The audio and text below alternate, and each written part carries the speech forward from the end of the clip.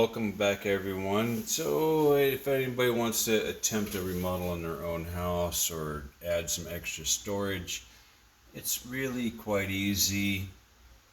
I'd say the number one tool you should have should be a table saw, a decent table saw. A little bit less than $1,000 should be good.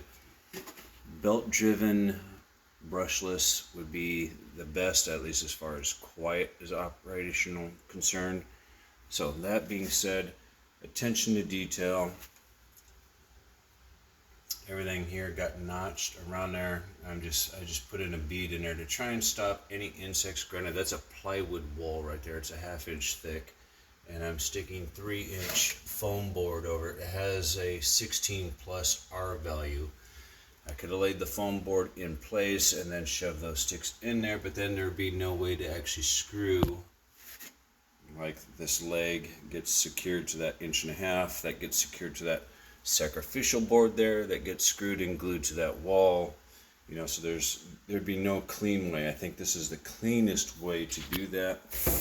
And the same repeats all the way down, and everything gets notched accordingly. Alright, so here's my last piece. It gets a dado on it, and it's going to get a notch right about there where I've marked it out, and it should slide into place. I made it just a little bit smaller so I don't have to fuss with it too much, and then I'll mud it in. And just like this one here, just got one coat of mud on there. I've not done any sanding yet. And then the same up here.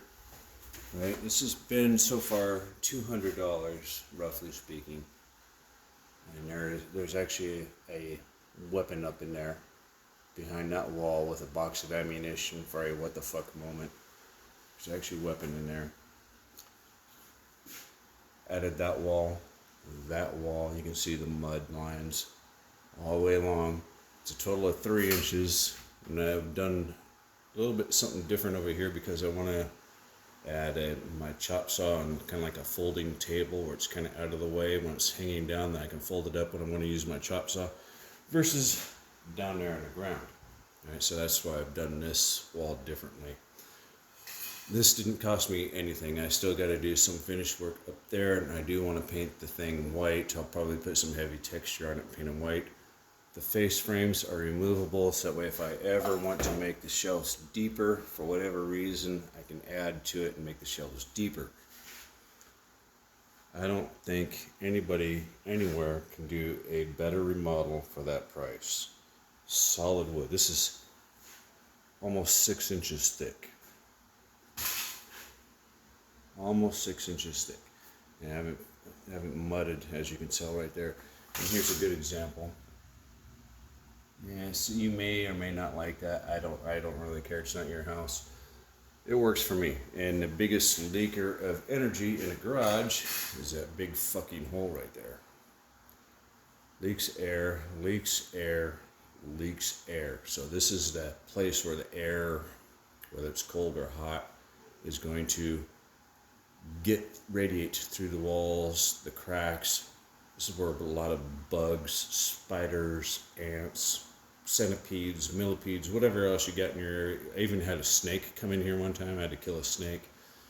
So if the bugs and shit can get through, the air is getting through here, right? So I've buttoned it up tight up against the ceiling, and you can tell this is the old storage cabinet right up here where it used to be painted. I need to put some more mud. I have not done any sanding up there, so you can tell how big that was. It was roughly 25 by 25. And the same was over here. So I've added 8 feet of storage, plus a solid wood workbench, plus 2 8-foot long shelves where I can put all of my stuff, and stuff down here. Alright, so that's kind of like my last stop was right here, and then after that I'll do some painting, which will probably cost me another $100. So about $300 in all. You too can do this. It just takes time. And if you're a custom guy selling this stuff to a customer, and they want to know how fast can you get it done, overbid it, right? If they want it done in like a month, tell them 3 months.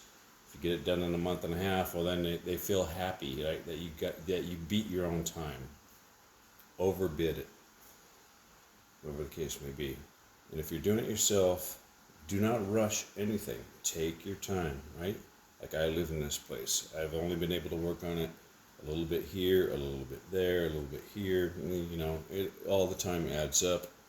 And I'm finally just about finished. And I'm going to finish this tonight outside of sanding and painting. And I think it's a really nice contrast between the oiled finished wood and the white background right here. And I like how the wood just simply disappears in there once I get sanded and cleaned up and mudded in completely. That should take away all of these seam lines. And I'm not going to worry too much down there because that is pretty much what it is. That's long-term storage for big heavy items such as my seats to my SUV sitting here wrapped in plastic. Other than that, I hope you guys get something out of that, get inspired, get creative. And yes, I'm still in the RC.